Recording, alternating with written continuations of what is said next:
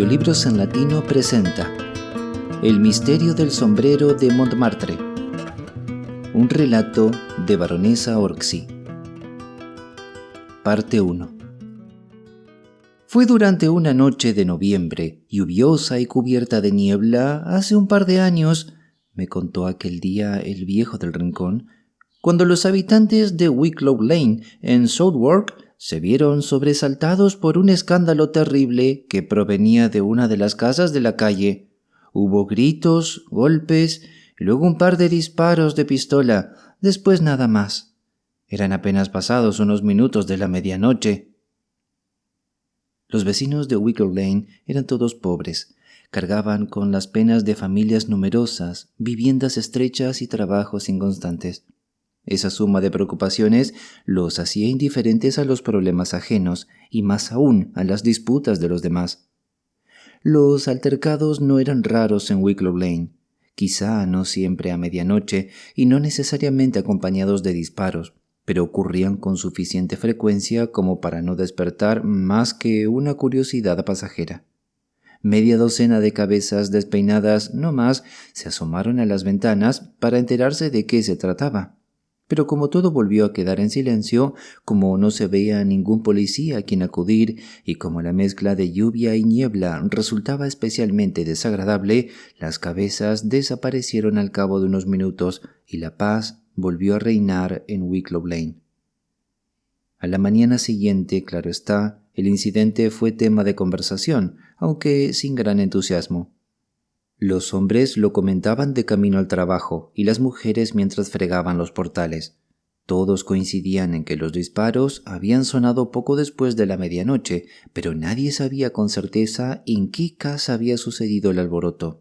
2 o 3 vecinos de los números 11 y 15 aseguraban que había sido al lado, pero como la casa contigua a ambos era la del medio, la número 13, y llevaba meses vacía, aquel testimonio fue pronto descartado. No obstante, al cabo de un rato apareció un guardia, casco en la cabeza y chaqueta azul, avanzando con aire pausado por la calle. Enseguida se vio rodeado por un enjambre de mujeres excitadas, todas deseosas de darle su propia versión de los hechos.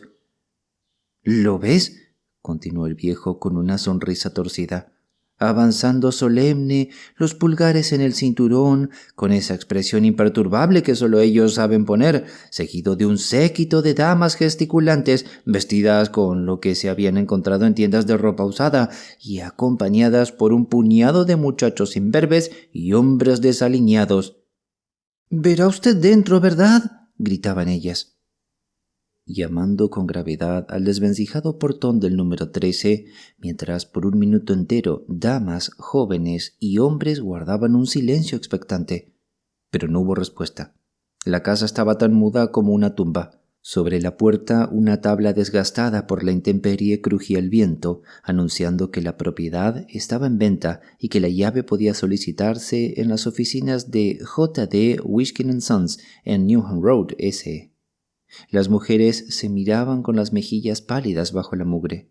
Los muchachos reían nerviosos, los hombres maldecían.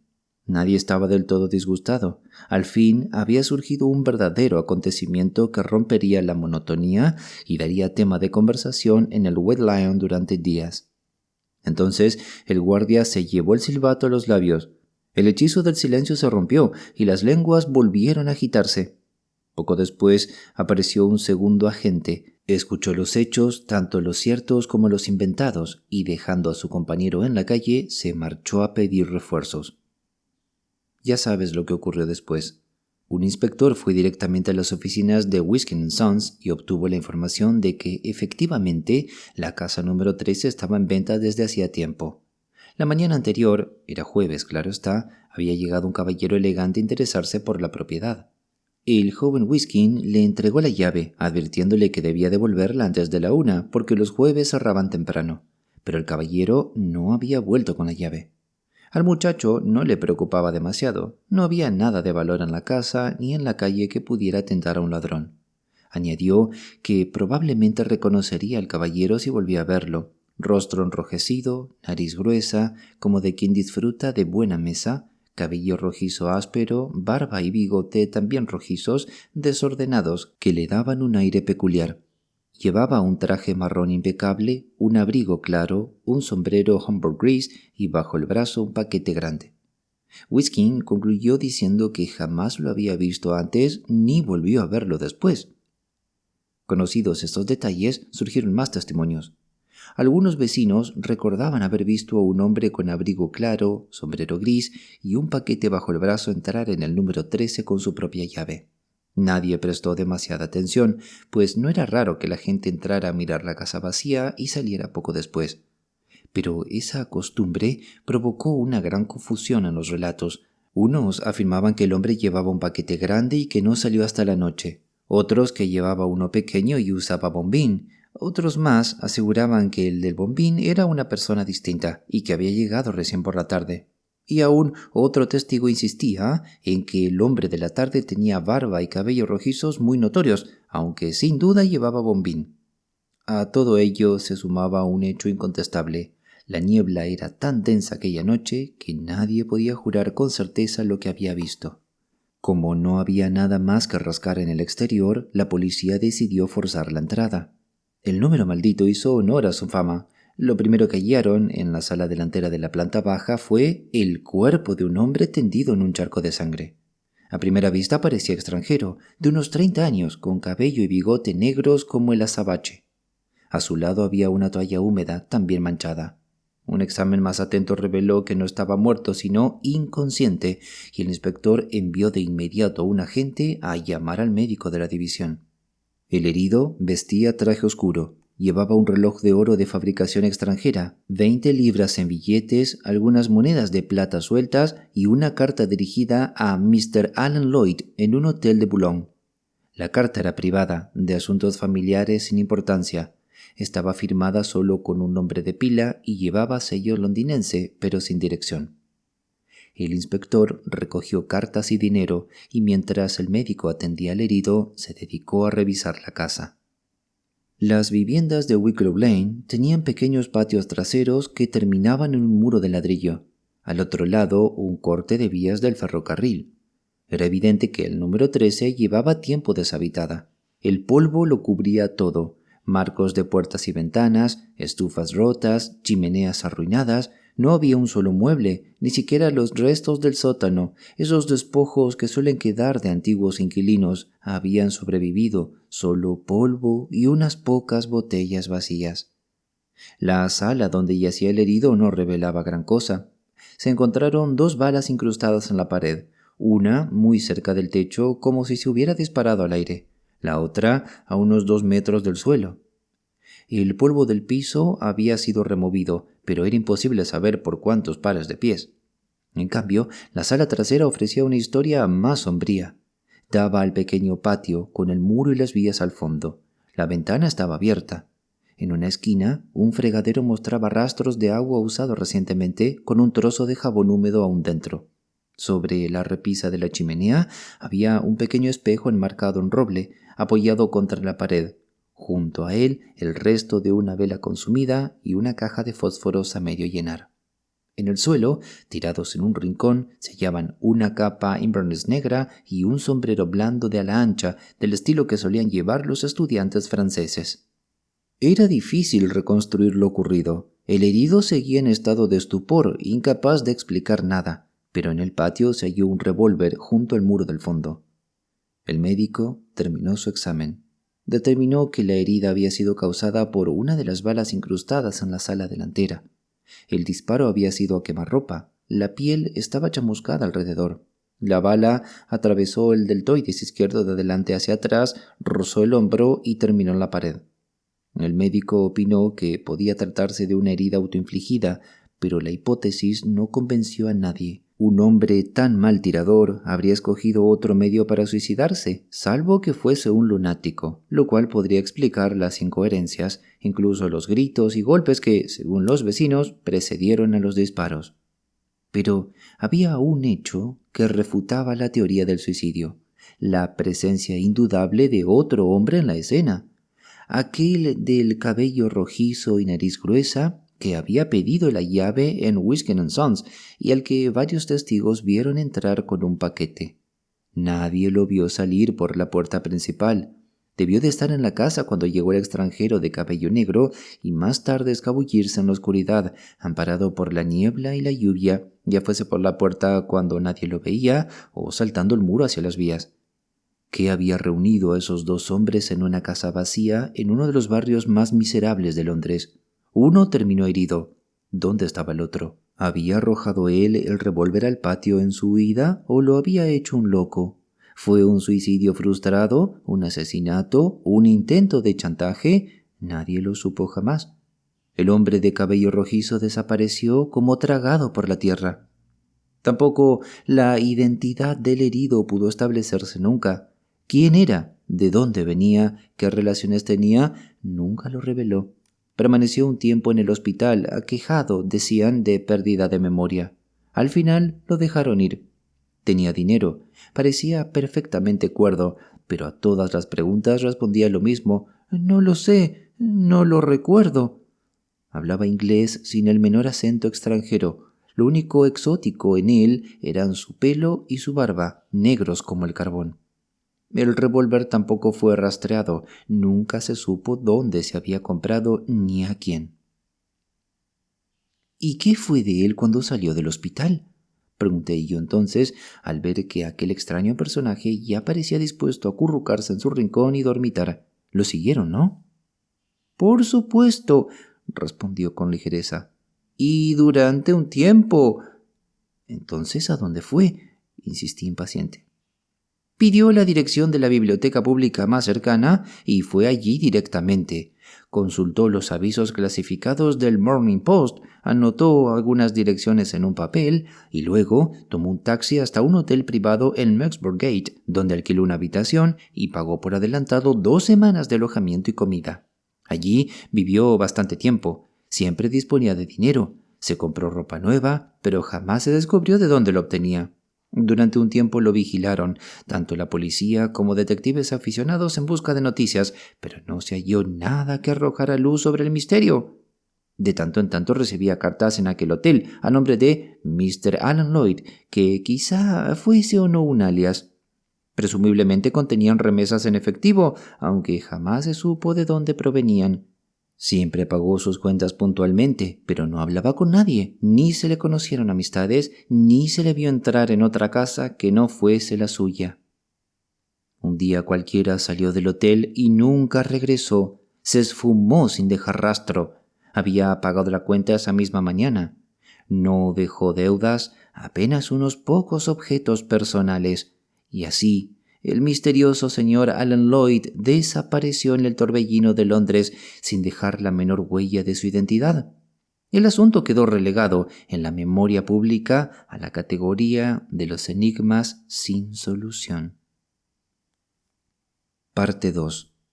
El viejo del rincón había hecho una pausa.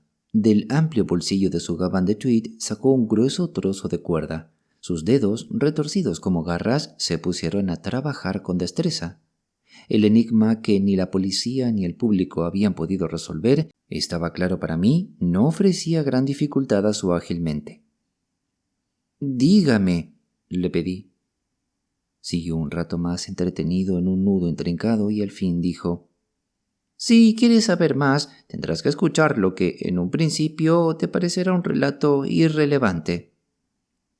Declaré mi disposición a oír cuanto quisiera contarme. «Muy bien, entonces», prosiguió, «permíteme llevarte de nuevo aquel mismo invierno, hace 2 años. ¿Recuerdas el extraordinario robo de una valiosa colección de joyas, propiedad de Sir James Narford?» «Lo recuerdo». «¿Sabes quién era Sir James Narford?» «Prefiero que tú me lo cuentes», respondí. «Sir James Narford», continuó aquella extraña criatura con fluidez, «era un joven caballero que había servido durante la guerra en un departamento del gobierno. Hijo único de un empobrecido baronet irlandés, poco después del armisticio viajó a Sudamérica a visitar parientes.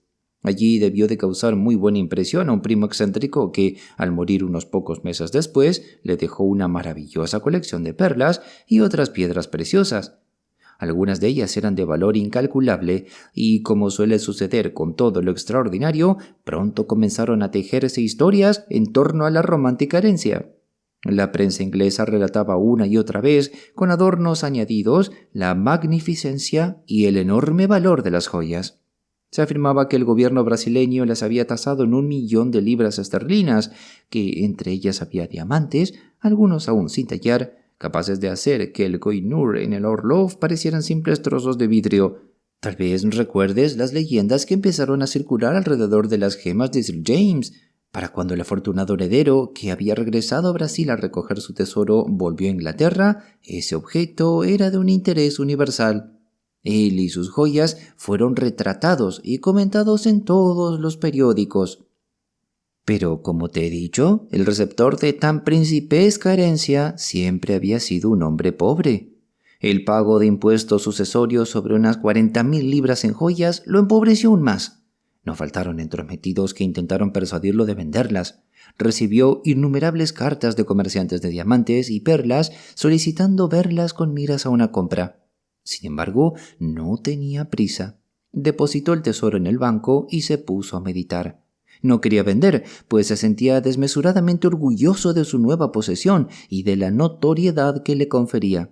Incluso se rumoreó que más de una boca femenina le había insinuado que, si llegaba a pedir matrimonio, el dueño de tan hermosas joyas tendría la aceptación asegurada. No sé quién sugirió a Sir James la idea de exhibir las gemas en beneficio de soldados y marineros inválidos. Era una magnífica iniciativa. Se cobrarían 2 chelines y 6 peniques por la entrada, y descontando alquiler y gastos, las ganancias se destinarían a esa loable causa. Se consiguió un local en Sackville Street, una tienda con gran escaparate de vidrio y una pequeña sala del fondo. La entrada era común con el resto de la casa, y en el pasillo había 2 puertas. Una daba a la tienda, la otra a la habitación trasera. Sir James acondicionó el lugar con cierto gasto, mandó hacer vitrinas para exponer las joyas, clausuró la puerta del pasillo que conducía a la tienda y colocó un pesado mueble contra ella. La sala del fondo solo serviría como oficina y antesala, con puertas comunicantes hacia la tienda.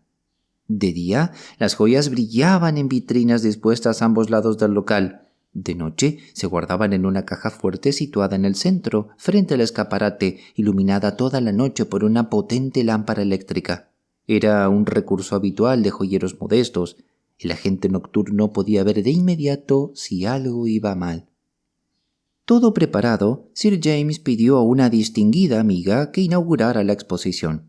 Durante la primera quincena, esto fue en octubre, hubo un flujo constante de visitantes, en su mayoría damas, atraídas por las joyas tan publicitadas.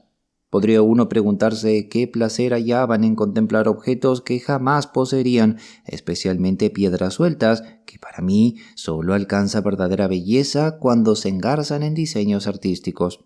Pero no pretendo entender la mentalidad femenina. Lo cierto es que Sir James declaró en más de una ocasión sentirse satisfecho con los resultados. Aunque claro, tras los primeros 15 días la concurrencia decayó. Algunos se extrañaban de que siguiera abierta tanto tiempo, pues los más curiosos acudieron enseguida, y después solo quedaban unos pocos visitantes de provincia o extranjeros que pagaban la entrada. Con todo, las joyas seguían ganando publicidad, y cuando llegara el momento de venderlas, que sin duda llegaría, alcanzarían un precio mayor. Mientras tanto, Sir James llevaba una vida tranquila en un pequeño piso de servicio en George Street, atendido por un fiel criado, Ruggles, a quien conocía desde hacía años. Cada día se acercaba a Sackville Street para ver su tesoro y charlar con algún amigo. A las 6 cerraba la exposición, guardaba personalmente las joyas en la caja fuerte, cerraba el local y se llevaba las llaves a casa. Apenas frecuentaba la sociedad y rara vez su club. Su única extravagancia parecía ser una manía por viajar a los lugares más remotos. Había recorrido rincones de toda Europa, de Checoslovaquia y Yugoslavia a Montenegro, Bosnia y Besarabia. Antes, cuando partía, solía llevarse Ruggles y cerraba el piso, pero en aquella ocasión lo dejó a cargo de la exposición. Esto fue a principios de noviembre, unas 2 semanas después de la apertura. Durante la ausencia, era Ruggles quien cada noche guardaba las gemas, cerraba el local y regresaba al piso a las 7:30, cenaba, leía el diario y se acostaba a las 10 con las llaves bajo la almohada. Una empleada del edificio le preparaba la cena, carne fría, pan y queso, y media pinta de cerveza que siempre le traía el ascensorista desde la taberna de la esquina. El desayuno lo hacía él mismo, y las demás comidas las recibía en Sackville Street, enviadas desde un modesto restaurante de Piccadilly. Todas las mañanas, la mujer de la limpieza que fregaba los escalones de George Street lo veía salir hacia Sackville Street. Incluso los domingos pasaba a revisar que todo estuviera en orden. Fue una mañana nevada de enero cuando la mujer no lo vio salir a su hora habitual. En un barrio tan tranquilo, aquella era una ocasión de oro para el chisme. Al encontrarse con el ascensorista, le confió que el señor Ruggles debía de estar enfermo o haberse quedado dormido. El muchacho replicó con una noticia aún más sorprendente. Uno de los cristales de la puerta del piso de Sir James estaba roto. Anoche, a las 10:30, no lo estaba, aseguró, cuando bajé a unos visitantes a la señorita Jenkins. La señorita Jenkins era doncella de una dama con un piso en el mismo piso que Sir James, aunque separados por un pasillo con escaleras y ascensor. Ni ella ni su señora habían oído nada extraño en la noche. Todo resultaba muy raro, sobre todo cuando pasaron las horas y Ruggles seguía sin aparecer. Durante la siguiente hora, el ascensorista se vio atareado subiendo y bajando al personal del edificio, pues todos querían ver el cristal roto y dar su opinión sobre lo que habría sucedido. A las 10, la ama de llaves, más resuelta que el resto, decidió golpear la puerta. Nadie respondió. Intentó asomarse por el vidrio roto, pegar la oreja. Silencio absoluto. La mujer de la limpieza, el ascensorista, la pincha de cocina y la doncella mayor contenían la respiración en el rellano. De pronto, un gemido se escuchó desde dentro. Se miraron aterrados. «¿Qué hacemos?», murmuraron. El ascensorista tenía la llave, pero como el cerrojo estaba echado desde dentro, de nada servía. La ama de llaves, con aires de general a punto de ordenar una carga fatal, declaró: «¡Forzaré la entrada!», a lo que el muchacho sobrecogido exclamó: «¿Puedo meter la mano por el vidrio roto, señora, y correr al cerrojo?». La idea, aunque práctica, hizo que todos se sintieran aún más incómodos. La valiente ama de llaves balbuceó algo sobre llamar a la policía, y justo entonces sonó la campanilla del ascensor. La doncella mayor casi se desmaya, pero no era la policía. Era el propio Sir James, que acababa de llegar en el tren nocturno desde París, con solo una pequeña maleta. El ascensorista fue el primero en darle la noticia y más tarde comentó: «Se lo tomó muy mal, vaya que sí». Sin hacer caso al grupo de mujeres excitadas en el rellano, Sir James fue derecho a su puerta, metió la mano por el vidrio roto, corrió el cerrojo y entró. Al instante, los de afuera lo oyeron exclamar: «¡Dios mío, Ruggles! ¿Qué ha pasado?». Una voz débil, apenas reconocible como la de Ruggles, respondió entrecortada. Minutos después, se oyó claramente a Sir James hablar por teléfono. «Está llamando a la policía», anunció solemnemente la ama de llaves. «Pues bien», prosiguió el viejo del rincón tras una pausa, «permíteme resumir el relato con lo que Ruggles contó después a la policía. No fue gran cosa, pero reveló un grado de astucia y osadía en el arte del robo pocas veces igualado. Según dijo, como siempre había guardado las gemas y cerrado el local, volvió a casa aliviado, pensando que su responsabilidad terminaría el día siguiente con el regreso de Sir James. Cenó como de costumbre, pero al disponerse a leer el diario, sintió un sopor tan fuerte que cerró con cerrojo, puso las llaves bajo la almohada y se acostó. No recordó nada más hasta sentirse sacudido y oír la voz de su amo. Tardó en orientarse, tenía la cabeza embotada y un dolor terrible. Cuando Sir James le dijo que eran más de las 10, no podía concebir cómo había dormido tanto. Por instinto, llevó la mano bajo la almohada. Las llaves habían desaparecido. Entonces Sir James telefoneó a la policía.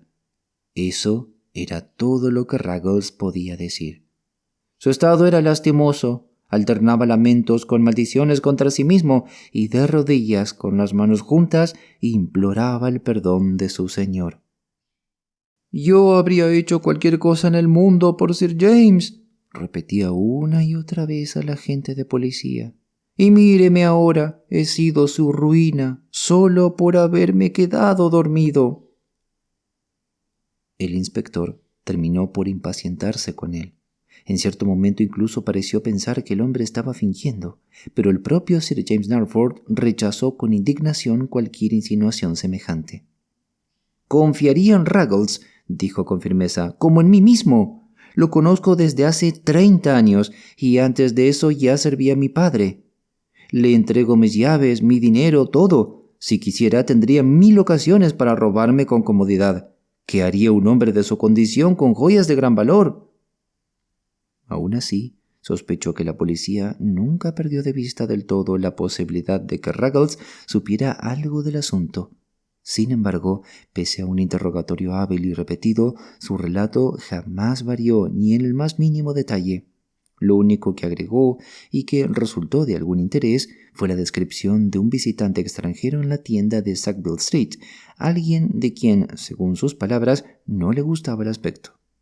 Se trataba de un hombre más bien joven, de tez enfermizamente amarillenta, cabello y bigote negros como el azabache, que llevaba un abrigo con capa de corte extraño y un sombrero blando de ala muy ancha. Permaneció más de media hora en el local, aparentemente fascinado por las joyas.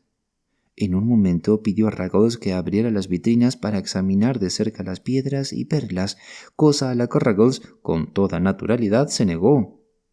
El hombre entonces comenzó a bombardearlo con preguntas: de dónde procedían las gemas, cuál era su valor, si estaban aseguradas, dónde se guardaban de noche, si la caja fuerte era prueba de ladrones o solo de incendios, y así sucesivamente.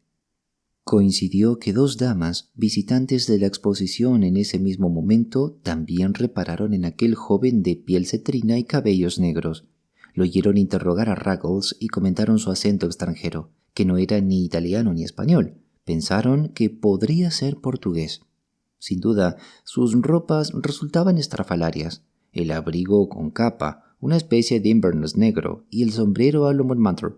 La presencia de ese extranjero en la tienda de Sackville Street se volvió todavía más significativa cuando salió a la luz otro hecho, vinculado a la media pinta de cerveza que el ascensorista de los departamentos de George Street había llevado, como de costumbre, la noche anterior al robo, desde la taberna Crown Spectre. Unos pocos sorbos quedaron en el jarro junto a los restos de la cena de Ruggles. Al analizarla, se descubrió que la cerveza contenía cloral. El ascensorista al principio estaba demasiado asustado para aportar nada. Juró que había traído la cerveza, como siempre, desde la Crown Spectre, la había llevado al departamento número 4, el de Sir James Narford, y la había dejado sobre la mesa del salón, donde la cena de Ruggles ya estaba servida. Pero, tras insistentes preguntas del inspector, recordó que en su camino desde la taberna hasta los departamentos, un caballero lo detuvo para preguntarle por la dirección de Regent Street. El muchacho, con el jarro de cerveza en una mano, señaló el camino con la otra y probablemente giró la cabeza hacia allí mientras lo hacía. No podía asegurarlo.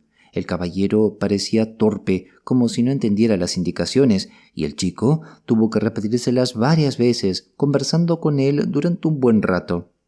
Era de noche, pero alcanzó a ver que aquel hombre vestía un abrigo raro y un sombrero extraño, y como él mismo describió con pintoresca expresión, hablaba de un modo raro, como si fuera francés. Para un ascensorista, todo extranjero es francés si no es alemán. Aunque su descripción del abrigo y del sombrero se limitaba a llamarlos raros, no parecía caber duda de que aquel hombre de la tienda en Sackville Street y el que abordó al chico en George Street eran el mismo, y tampoco parecía dudoso que vertió la droga en la cerveza mientras el muchacho tenía la cabeza vuelta.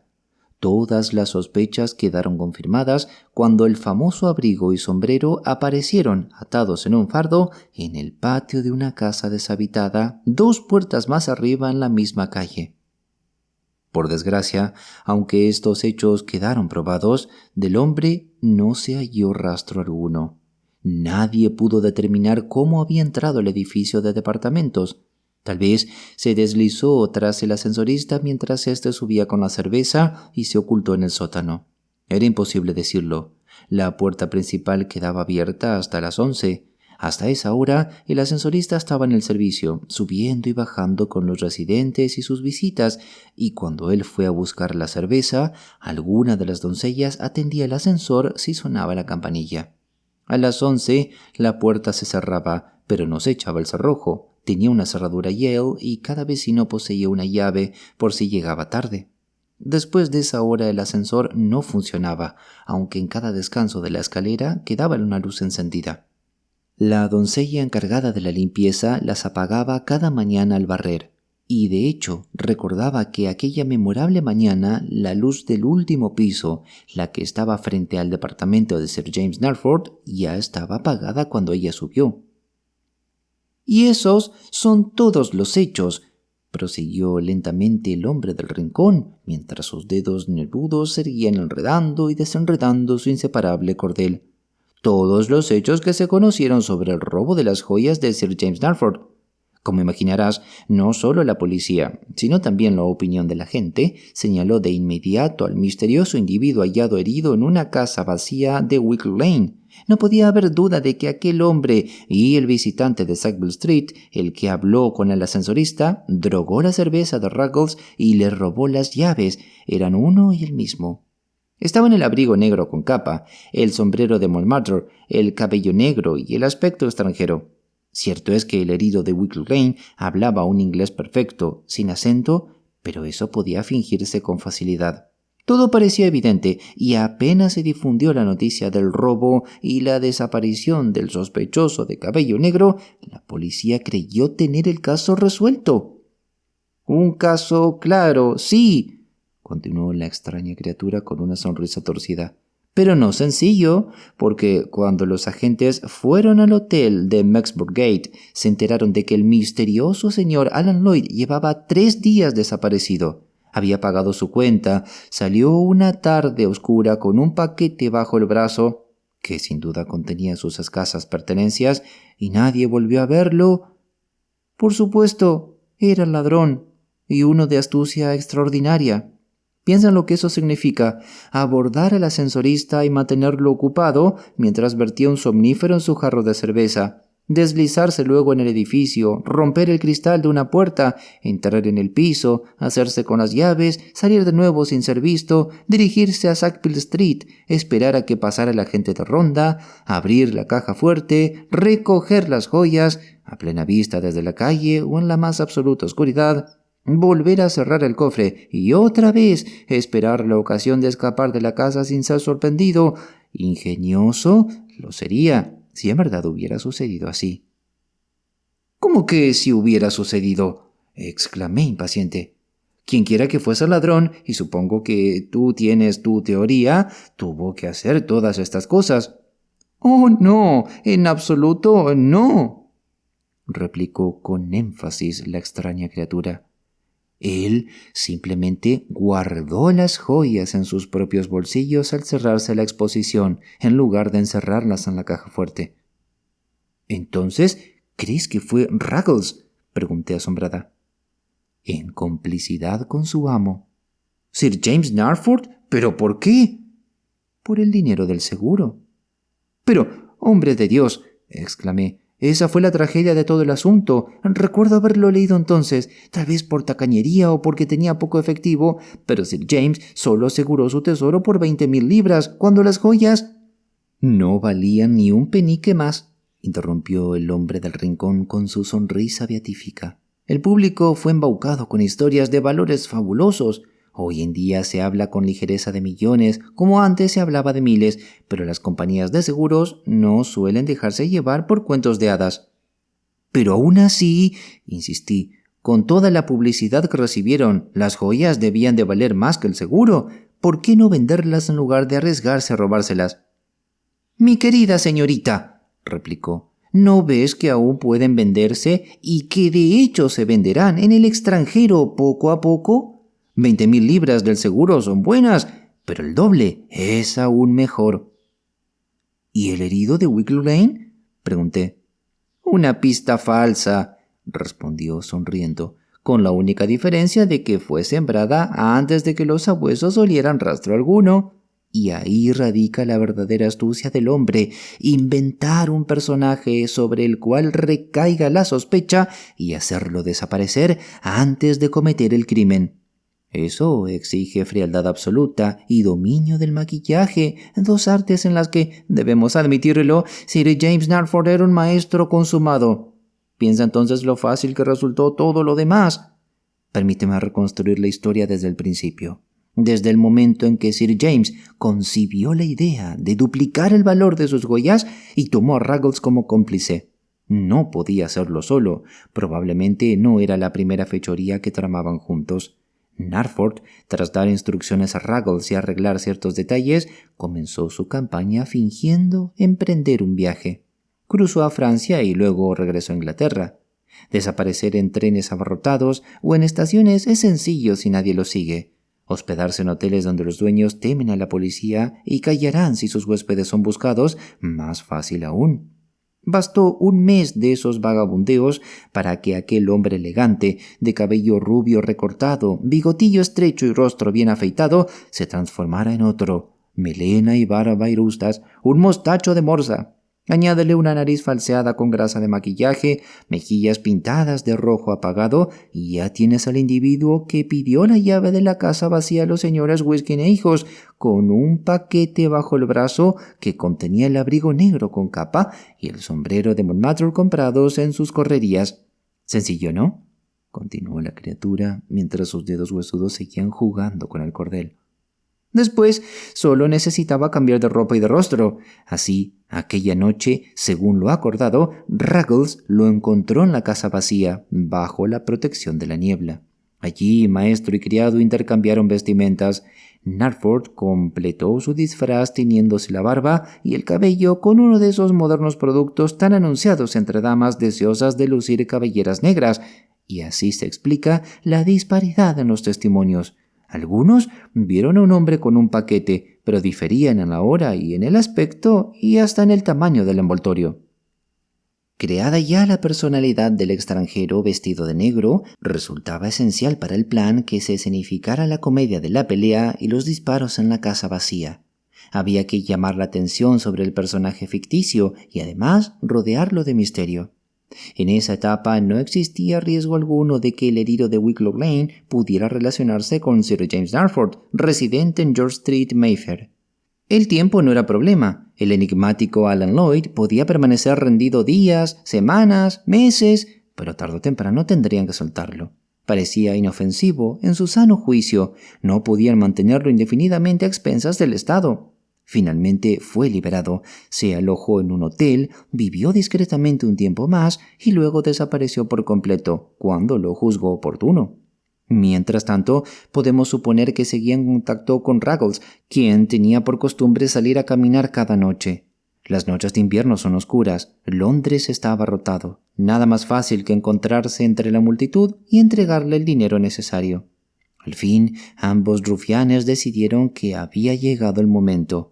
El misterioso Alan Lloyd desapareció del hotel en Maxburg Gate, fue a Sackville Street, donde se afeitó el bigote y la barba, cortó su cabello tal al ras que ya no se notaban las puntas teñidas, se vistió con su propia ropa, que Ruggles guardaba lista para él. Luego se escabulló hacia la estación Victoria, cruzó a Francia y regresó poco después a Inglaterra, ya sin disfraz, como Sir James Narford, justo a tiempo para hallarse junto a Ruggles. Apenas despertó de su sueño inducido y en medio de la conmoción general. Pero era él quien, con capa negra y sombrero de Montmartre, había visitado la tienda de Sackville Street, y fue Ruggles quien habló con el ascensorista, mientras Narford se construyó una coartada perfecta viajando abiertamente desde Francia. La tarea de Ruggles era mucho más sencilla: guardar las joyas en su bolsillo y entregárselas a Narford a la mañana siguiente, antes de que éste llamara a la policía. Ponerse el abrigo y el sombrero, hablar con el ascensorista, era cosa fácil en una noche oscura y nevada de enero. Y así, cuando toda la agitación se apagó, el verdadero culpable nunca fue sospechado. Si alguien dudó de Ruggles, nada pudo probarse contra él. Las joyas no aparecieron y no parecía haber obtenido provecho alguno. continuaba siendo el fiel y confiable sirviente de su amo. Sir James Narford cobró el dinero del seguro y poco después partió al extranjero. Por cierto, concluyó el viejo del rincón, guardando su amado cordel en el bolsillo de su gabán, me han dicho que adquirió propiedades en la Argentina y que se ha instalado allí de manera permanente junto a su amigo Ruggles.